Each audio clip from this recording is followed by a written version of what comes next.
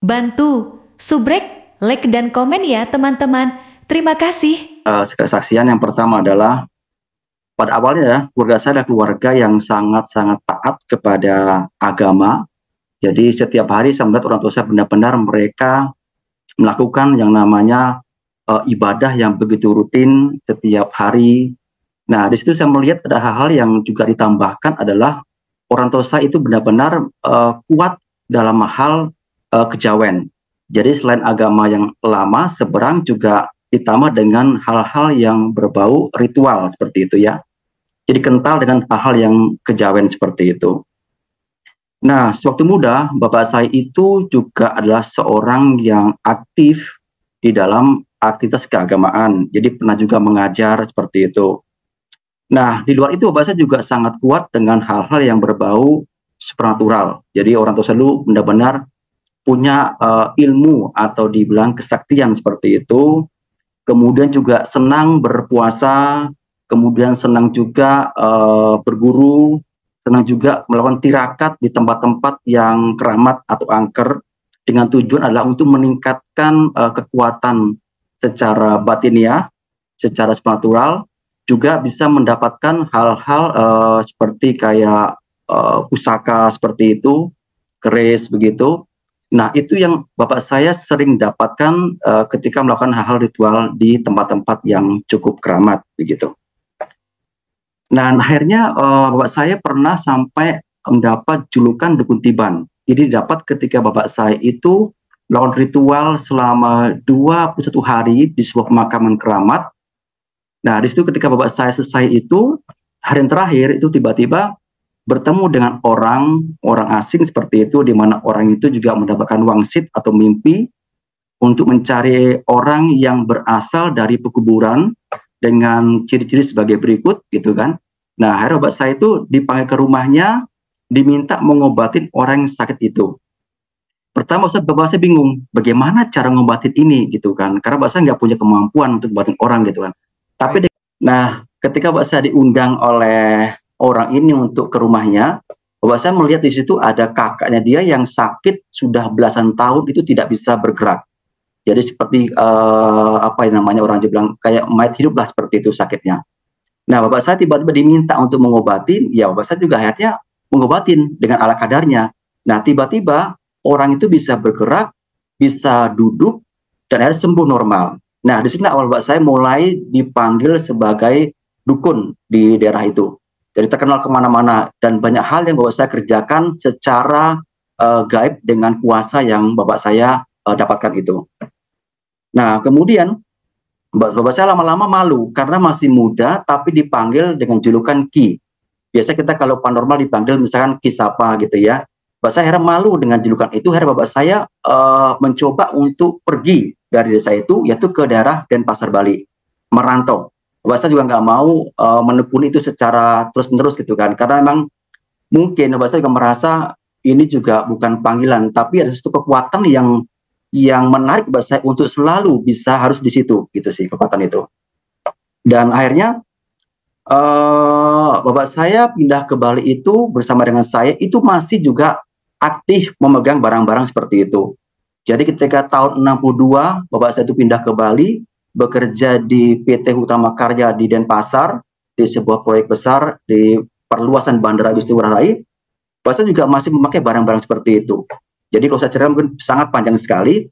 Jadi intinya dengan kekuatan itu Bapak saya bisa melakukan hal-hal yang di luar nalar gitu kan. Misalkan kayak pohon angker yang tidak bisa ditebang hanya dengan satu doa, satu mantra dengan satu barang pusaka, maka pohon yang besar ini pun bisa tumbangkan dengan mudah seperti itu. Nah, akhirnya suatu ketika saya tinggal di Bali pada umur sekitar 11 tahunan itu, tiba-tiba ada seorang pendeta hamba Tuhan dari gereja yang mendengar kalau bapak ibu saya itu bisa masas atau bisa mijat terutama tulang terkilir seperti itu kan, urat terkilir, keseleo, capek-capek gitu. Nah, singkat cerita gembala ini datang ke rumah saya. Setiap ke rumah saya, Bu Gembala selalu bertemu dengan bapak saya. Setiap pertemuan itu selalu sharing tentang kasih Tuhan, tentang firman Tuhan gitu ya. Nah, tapi bahasa pertama apa ya, menentang gitu kan, terjadi perdebatan di situ. Saya sebagai anak ya hanya bisa melihat gitu kan. Namun lama-lama pendeta juga nggak mau nyerah ya, terus bapak saya diselami dengan firman, terus sampai akhirnya bapak saya itu kemudian mulai terbuka pikirannya, terbuka mungkin pikirannya, hatinya. Akhirnya bapak saya pinjam Alkitab itu. Akhirnya saya cerita, Bu Gembala, kasihlah sebuah Alkitab. Tujuan Pak saya pertama adalah bagaimana mengcompare antara Alkitab dengan yang satu lagi. Nah, tujuan Pak saya kedua adalah untuk bisa mematahkan kebenaran dari isi Alkitab. Namun kebalikannya, pada suatu hari, suatu malam, ketika Pak saya baca itu, kok ketemu satu titik temu di situ. Di mana bahwa nanti akhir zaman yang datang kedua kali adalah Nabi Isa Al-Masih. Wah, saya ingin tahu siapa Nabi Isa Al-Masih ini, gitu kan. Nah, dilihat lagi di buku yang sebelah itu terpampang juga jelas juga, oh si ini, gitu kan. Akhirnya bapak saya mulai berpikir, terus akhirnya bapak saya juga cerita bagaimana ya kebenaran ini ya, kok saya agak ragu nih dengan yang lama ini, agama yang lama ini, bagaimana ya enaknya gitu kan. Akhirnya diskusilah dengan ibu saya waktu itu. Kemudian singkat cerita, bapak saya mengontak ibu gembala ini, tujuannya adalah saya ingin mengenal lebih dekat siapa Isa Al-Masih ini, siapa Tuhan Yesus ini, gitu kan. Kenapa kok sama-sama lahir dari Bunda Maria, yang satu dari Maryam, satu Bunda Maria, kok ada persamaan di sini gitu. Akhirnya bapak saya ditawari untuk ayo kita gabung di gereja, gitu kan, bersama-sama kita mengenal kebenaran, gitu. Akhirnya bapak saya dan saya semuanya pertama kali saya itu datang ke gereja. Kita berpakaian rapi, ala kadarnya, datang ke ibadah itu, kita tuh kayak orang bingung Pak, karena melihat situasi berbeda dengan kami yang lama. Kok semuanya rapi-rapi, terus kemudian mereka semua membawa Alkitab, mereka nyanyi-nyanyi gitu kan, aneh buat kami gitu kan, aneh sekali gitu. Tapi ya karena orang tua sudah mengajak saya, yaudah kita coba ikutin ibadah itu sampai selesai. Itu terus berjalan waktu. Nah, dalam perkembangannya saya melihat begini, di gereja ini rupanya masih ada hal-hal lama yang masih mereka kerjakan. Jadi contoh misalkan, saya lama itu sudah berusaha melepas yang namanya kuasa-kuasa, doa-doa, mantra-mantra, bahkan bapak saya juga sudah memberikan pusakanya kepada orang lain gitu kan. Tapi saya temukan beberapa, bukan semua, beberapa, mungkin rata-rata, teman-teman saya itu masih memakai barang-barang itu. Nah, saya lama-lama berpikir gitu loh. Berpikir, saya ini melepaskan itu, kok ketemu lagi yang sama gitu loh. Hanya beda, apa ya, istilahnya beda hanya baju aja, tapi dalamnya sama nih gitu loh.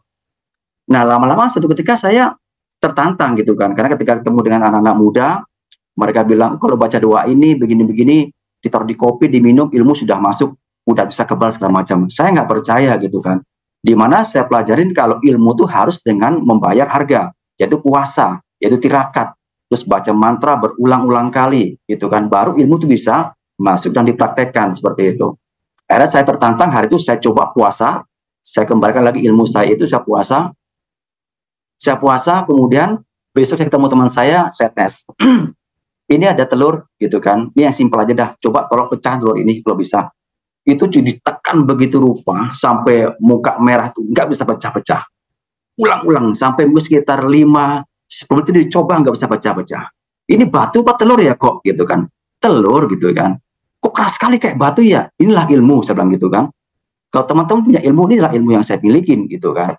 Terus akhirnya, kok saya percaya telur nih. Oke, saya ambil isinya, kekuatannya saya pecahkan.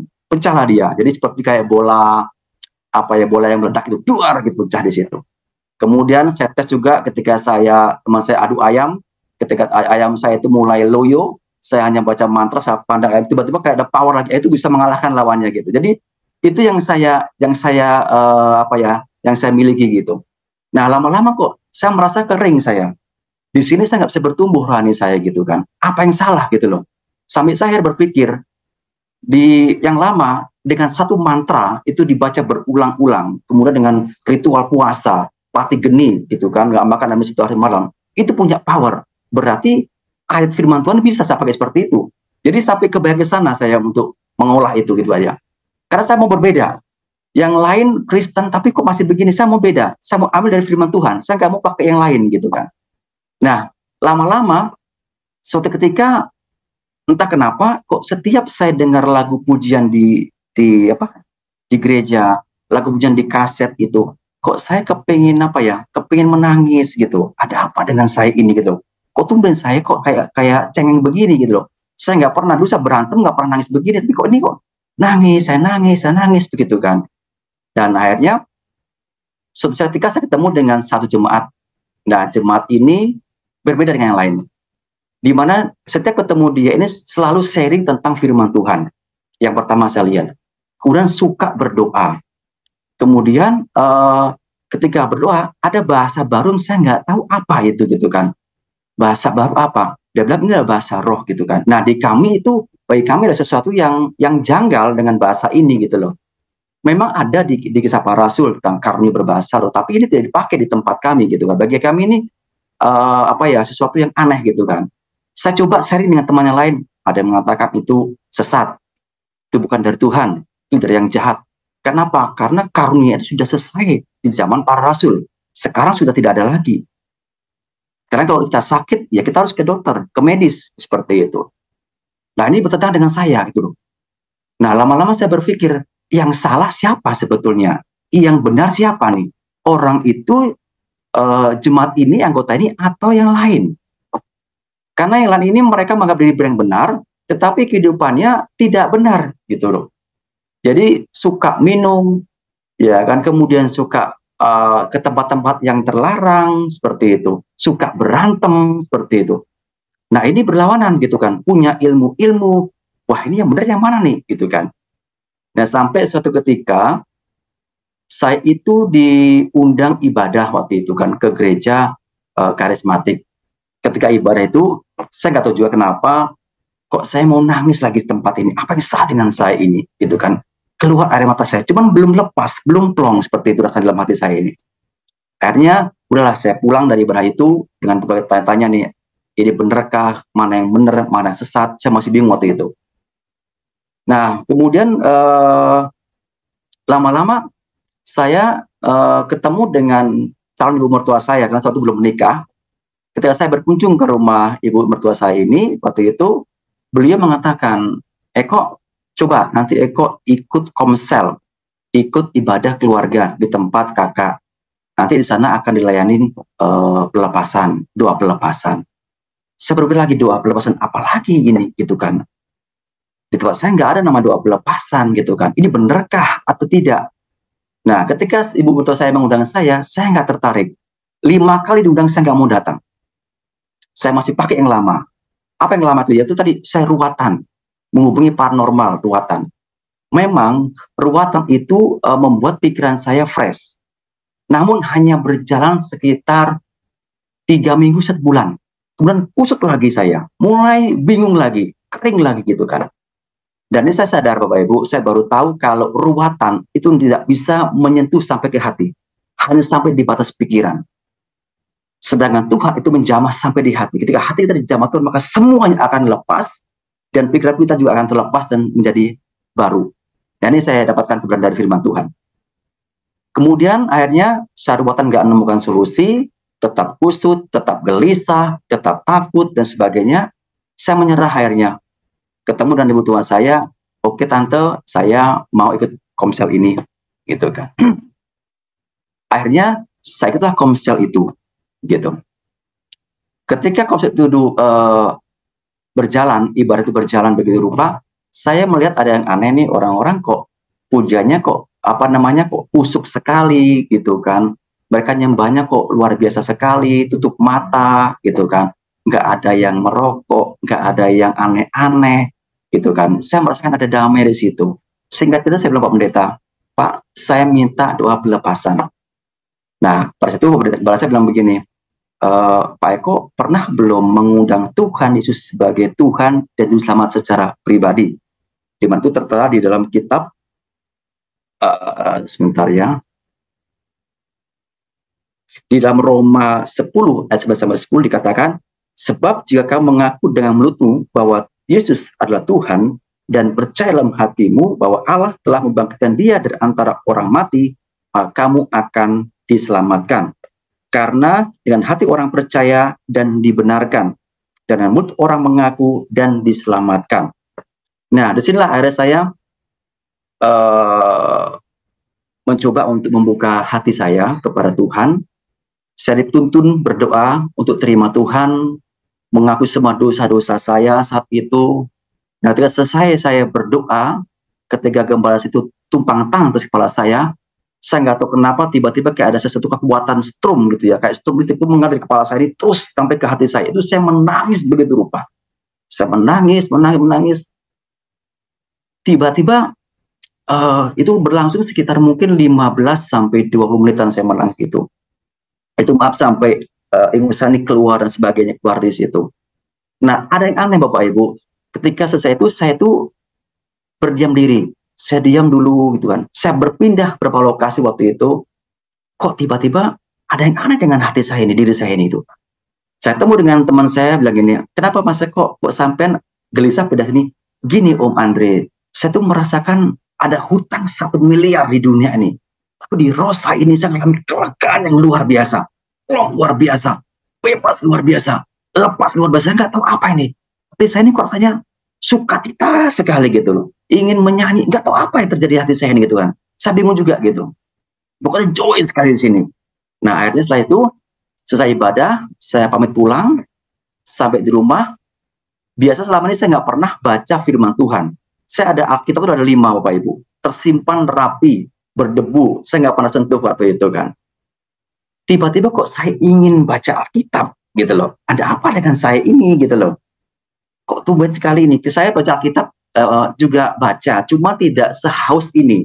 Baca cuma sesekali 2 kali baca. Ketika ada tugas di gereja, oke saya baca gitu kan. Sebenarnya saya nggak baca lagi gitu kan. Tiba-tiba saya tergerak sekali waktu baca Alkitab. Akhirnya saya ambil Alkitab itu, saya bersihkan dari debu, terus saya membuka. Ketika saya buka di kitab Kejadian, kok firman ini aneh. Kok firman ini kayak hidup. Gitu. Firman ini kayak hidup, kayak berbicara dengan saya gitu. Aduh, saya rasanya luar biasa. Kok firman ini begini ya? Kok nyata? Kok hidup? Gitu. Kok bisa ngomong sama hati saya gitu loh. Nah, akhirnya sejak itulah saya mulai baca Alkitab terus setiap malam. Sampai saya kerja pun sembah Alkitab. Jadi mungkin itu yang dinamakan dengan kasih mula-mula Bapak Ibu. Jadi begitu rindu, begitu haus akan Tuhan begitu. Nah, akhirnya saya mulailah aktif di gereja yang baru ini. Nah, setiap hari Minggu itu ketika ibadah, pujian, penyembahan itu terjadi, saya tuh mengalami manifest Bapak Ibu. Manifest itu macam-macam. Dari mulai teriak, kemudian muntah-muntah, jungkir balik, saya bisa keluar kayak silat segala macam gitu kan, meraung-raung. Sampai kesekian kali saya mengalami manifest yang belum pernah saya alami, yaitu manifest seperti ular. Jadi kepala ini meliuk-liuk, badan saya ini menghantam tembok seperti itu, tapi saya nggak rasa sakit. Itu di luar kontrol saya seperti itu. Meliuk-liuk, bolak-balik seperti itu. Nah, kemudian apa yang saya rasakan setelah itu? Ada lagi kelegaan lagi saya terima gitu loh. Ada lagi sukacita baru yang saya terima gitu kan. Nah, terus saya berjalan waktu, saya ngalamin ini, tiba-tiba suatu hari saya di kantor itu, entah kenapa ketemu dengan teman saya yang ngalamin sakit di kaki. Saya teringat dengan pesan gembala waktu itu kan, kalau teman yang sakit, Pak Eko silakan olesi minyak urapan, doakan dalam nama Tuhan, maka Tuhan akan bekerja dan melepaskan orang itu dan menyembuhkan dia dengan ajaib. Saya coba, saya praktekkan waktu itu. Tiba-tiba habis saya doakan, anak ini tiba-tiba panggil saya. Kok kakiku gini ya gitu ya. Kenapa? Kok rasanya kayak ada yang pijetin kok enak sekali, kok tiba-tiba hilang semua sakitnya. Hah? Kok bisa begitu? Saya juga heran gitu kan. Kok saya itu sekarang gimana? Iya, hilang dia sudah enak loh. Makasih ya kok. Jangan sama saya, makasih. Saya cuma bisa berdoa. Itu punya Tuhan di bagian Tuhan, mujizat Tuhan bagian saya, gitu kan. Oh iya, Tuhan yang mana? Tuhan Yesus, bilang gitu kan. Oh, dia diam pertama kaget kan, karena saya pengen nama Tuhan, diam begini. Iya, gitu aja. Terus lama-lama, ada lagi hal yang lain juga. Teman saya sakit, gitu kan. Saya doakan, dia sembuh.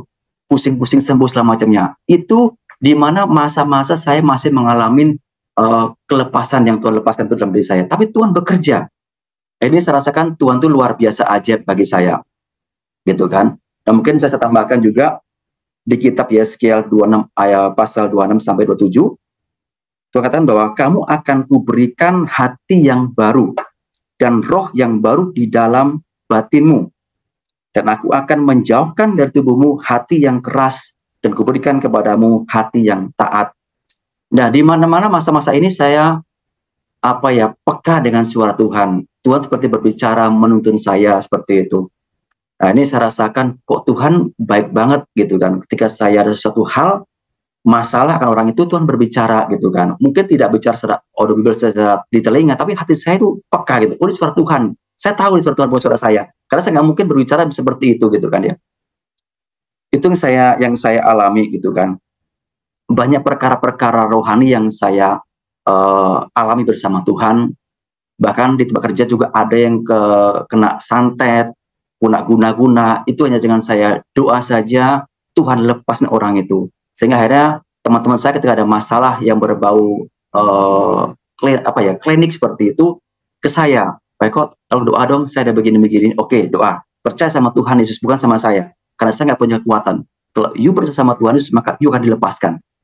Nah, itu yang dialami oleh teman-teman saya. Mengalami kelepasan, mengalami pemulihan, mengalami kesembuhan yang begitu ajaib dari Tuhan. Itu yang saya alami.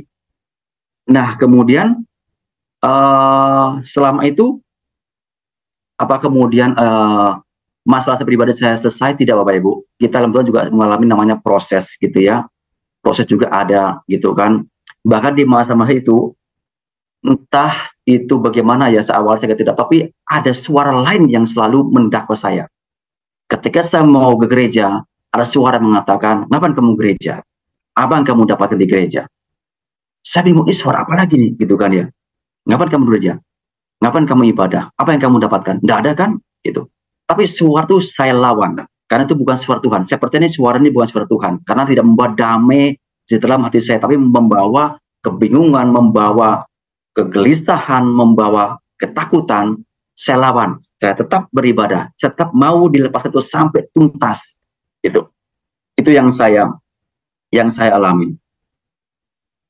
Nah, terus kemudian lama-lama saya juga bertanya Bapak Ibu ya, karena begini, karena di awal itu kan Bapak saya pernah bilang bahwa saya itu dulunya masih ada hubungan dengan darah biru, jadi ada hubungan dengan orang keraton. Saya bertanya gitu sama Tuhan, Tuhan, jika Engkau mengizinkan, tunjukkan kepada saya Tuhan, dari mana sih asal leluhur saya, gitu kan? Kenapa kok selama ini saya sampai mengalami kelepasan seperti ini? Nggak pernah saya ngalamin seperti itu, gitu kan? Butuh berbulan-bulan, sekitar 2-3 bulan saya ngalamin kelepasan seperti itu, begitu lamanya. Dan Tuhan baik, Bapak Ibu, Tuhan baik. Saya diberi mimpi. Jadi selama ini saya tuh terima Tuhan punya pernyataan melalui mimpi. Mimpi-mimpi yang Tuhan terus berbicara melalui mimpi. Nah, sampai mimpi saya inilah mimpi yang paling jelas yang saya terima selama ini. Mimpi saya mungkin seperti ini, Bapak Ibu. Jadi, saya itu tiba-tiba berjalan itu masuk ke pelataran keraton. Dan ini saya tahu adalah keraton Jogja. Jadi di daerah Jawa Tengah gitu ya. Saya berjalan seperti itu, tiba-tiba saya dihentikan oleh Kanjeng Hemas. Saya tahu nih, ini adalah istri dari Hamengkubuwono ke-9 di Jogja. Saya dihentikan, saya ditanya waktu itu, di saya seperti itu, apa tujuan Anda ke sini? Saya bilang, saya ingin ketemu dan putri Ibu, saya mau sharing Bu. Masalah apa gitu kan? Masalah dari mana sih Bu? Asal mula saya ingin tahu aja sih Bu gitu kan. Oh baik, karena Ibu tuh seperti begini posisinya Bapak Ibu, kayak baca doa sambil begini. Nah, terus dia bilang begini sama saya, iya, Anda masih ada bekasnya. Ada bekasnya, oke. Terus sekarang bagaimana ya, Bu? Nanti ketemu dengan bapaknya, nggih, supaya Bapak lebih tahu tentang hal ini. Oh, baik, Bu, baik. Mari ikut saya. Saya ikutin Ibu ini sampai masuk ke sebuah ruangan. Di situ ada beberapa kursi, saya duduk di situ. Terus tiba-tiba, berapa lama, datanglah Hamengkubuwono ini memakai baju kayak baju Pak Jokowi gitu ya, baju putih, baju panjang seperti itu. Ketika dia melihat sama saya tiba-tiba kayak posisi kayak tersungkur, saya sentuh tangannya, salaman betul. Kok ada kontak batin, kayak saya mengambil orang tua kandung saya, Pak, seperti itu. Saya baru ngeh nih, saya baru sadar, rupanya dari sini rupanya keturunan saya. Dan akhirnya saya diperiksa duduk di kursi, kemudian ditanya lagi saya dari mana, tujuannya apa dan segala macamnya. Akhirnya singkat cerita, saya diminta data, nama kamu siapa, terus nama orang tua kamu, hari wetonmu atau hari lahirmu kapan, tolong buat di sini ya. Nanti saya akan terima datamu, nanti hasilnya saya beritahu kepada kamu ya. Oh baik, udah saya buat Bapak Ibu, lengkap semua di situ. Terus saya serahkan kepada beliau, beliau pergi. Nah setelah begitu, berapa lama kembali lagi. Terus memberi sebuah kertas putih seperti itu. Ini hasilnya setelah dibaca.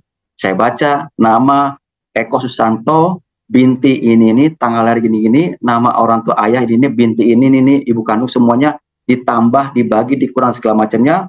Terakhir tertera di paling bawah tuh jelas sekali bahwa kamu tidak lagi menjadi bagian hak keraton. Waduh, di satu, waduh, hilang warisan saya ini gitu kan. Waduh, hilang warisan saya ini. Saya bangun tuh kaget, ini apa ini gitu. Kok jelas sekali alurnya, jelas sekali ceritanya gitu aja. Akhirnya mimpi ini saya sharingkanlah ke istri gitu kan, begini. Oh mimpi itu bukan begitu, nggak tahu mimpi gini-gini gitu kan. Tiba-tiba Roh Kudus ngomong di hati, secara daging kau masih ingin diakui, tetapi secara roh kami bukan lagi milik mereka, tapi milik aku, kata Tuhan. Waduh Tuhan, terima kasih, gitu kan, terima kasih, gitu.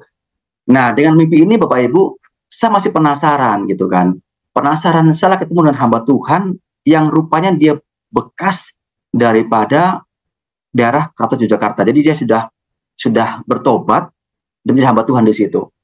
Saya cerita hal ini, akhirnya dia bilang begini, Pak Eko, inilah kenapa Anda manifest itu adalah ular. Karena ular ini melambangkan hubungan spirit dengan Nyi Blorong. Jadi gelar darah biru itu rupanya punya hubungan spirit dengan Nyi Blorong. Makanya orang-orang keturunan pasti mereka punya kontak batin dengan Nyi Roro Kidul, Nyi Blorong, dan yang lainnya. Karena nama itu diberikan rupanya ada hubungan dengan mereka. Jadi darah biru itu darah yang bukan darahnya biru, tetapi ada hubungan spirit dengan penguasa tertentu, gitu ya.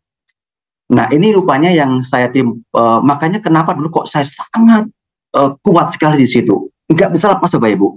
Jadi namanya mantra itu saya baca, bahkan saya punya beberapa pusaka yang setiap malam saya praktekkan di situ, itu goyang semua. Kamu ada sini nggak? Isi semua bergerak seperti itu. Si A punya ilmu ini nggak? Punya, bergerak dia. Jadi sampai saya bisa menunjukkan roh-rohnya seperti itu. Tetapi saya sadar Tuhan bukan di situ, bahwa itu bukan dari Tuhan, tapi itu dari yang jahat. Dan saya bersyukur semua itu bisa lepas, semua karena kemurahan Tuhan, semua anak kuasa Tuhan. Akhirnya dari sinilah saya mulai berhenti dengan hal yang berbau mistik, berbau gaib, karena saya tahu ada satu kuasa yang lebih tinggi dari mereka semua, adalah kuasa Roh Kudus. Karena kan Tuhan berfirman bahwa Tuhan roh penolong yang lain kepadamu. Ini yang saya terima. Dan saya bersyukur sama Tuhan bahwa semua itu di bawah kita. Oleh karena itu Bapak Ibu, kalau Bapak Ibu mengalami hal-hal seperti ini, percayalah bahwa Tuhan kita lebih dahsyat. Jadi nggak ada yang bisa melawan dia. Saya pernah juga bertemu dengan seorang dukun dari Surabaya waktu itu, dan dukun ini luar biasa juga. Kenapa? Karena pertemuan saya dengan butuh waktu lama, sampai ada saya doa peperangan di situ dengan dukun ini, dan Tuhan menangkap itu, dan Tuhan berperang menggantikan saya, dan dia akhirnya kalah. Inilah saya melihat bahwa Allah kita tuh Allah yang luar biasa. Jadi makanya saya nggak pernah takut lagi, orang tuh mau dukun mau berapapun, ininya saya nggak pernah gentar. Selama alasan di pihak saya nggak pernah takut. Itu iman saya. Jadi ini saya bawa terus kemanapun. Makanya ketika ada orang punya kuasa gelap, saya nggak pernah gentar. Mau pakai apa silakan. Yuk baca mantra, pakai baca mantra. Saya tes ilmu kamu dengan nama Tuhan saya. Nggak ada nggak bisa jebol. Mau kebal, mau apapun semuanya. Karena saya merasa ada pengurapan Tuhan yang bekerja selama ini buat saya itu luar biasa. Mungkin ini yang saya bisa seringkan, karena kalau saya cerita lagi yang lain juga mungkin akan panjang sekali Bapak Ibu mungkin waktunya ya gitu kan. Jadi supaya lebih dapat gitu kan di sini, istilah saya benar-benar kami keluarga bisa mengalami yang namanya jamaah Tuhan. Kami bisa mengalami namanya kelahiran kembali gitu kan. Jadi yang namanya karunia besar itu memang masih ada sampai dengan saat ini. Itu saya nggak pernah minta, tiba-tiba saya ibadah, saya dibaptis Roh Kudus, saya berkata-kata bahasa yang asing, saya nggak ngerti bahasa apa ini, tapi yang saya rasakan ketika berbahasa itu adalah damai sejahtera, sukacita, ketenangan yang luar biasa. Apakah ini sesuatu yang sesat? Nah, ini kita perlu bertanya, kalau teman-teman kita waktu bilang segala macam, kita bertanya lagi, kan di Alkitab, di Firman juga ada, gitu kan? Jadi ini bukan dipelajari karena, tapi memang benar-benar kita mendapatkan dari Tuhan secara supernatural. Kita minta, Tuhan berikan apa yang kita mintakan di situ. Inilah yang kemudian menjadi saya dan keluarga kemudian kita berbalik arah. Dan dulu yang saya suka dengan hal-hal yang berbau mistik, sekarang saya menjadi lawan mereka. Orang itu Bapak Ibu, ketika saya di kantor pun ada orang yang nggak suka kirim magic, saya nggak pernah takut. Semuanya itu Tuhan kalahkan dengan darah Tuhan sendiri. Makanya ketika kita berdoa, kita yakin dan percaya bahwa kita nggak sendirian. Kita bersama dengan Roh Kudus. Kita bersama dengan Allah Bapa di surga. Kita bersama dengan Tuhan Yesus. Jadi luar biasa yang saya boleh sharingkan pada malam hari ini. Baik. Itu mungkin yang bisa saya sampaikan, Bapak Ibu. Kiranya boleh menjadi berkat buat kita semuanya. Tuhan Yesus memberkati kita. Haleluya. Puji Tuhan. Bantu, subrek, like, dan komen ya teman-teman.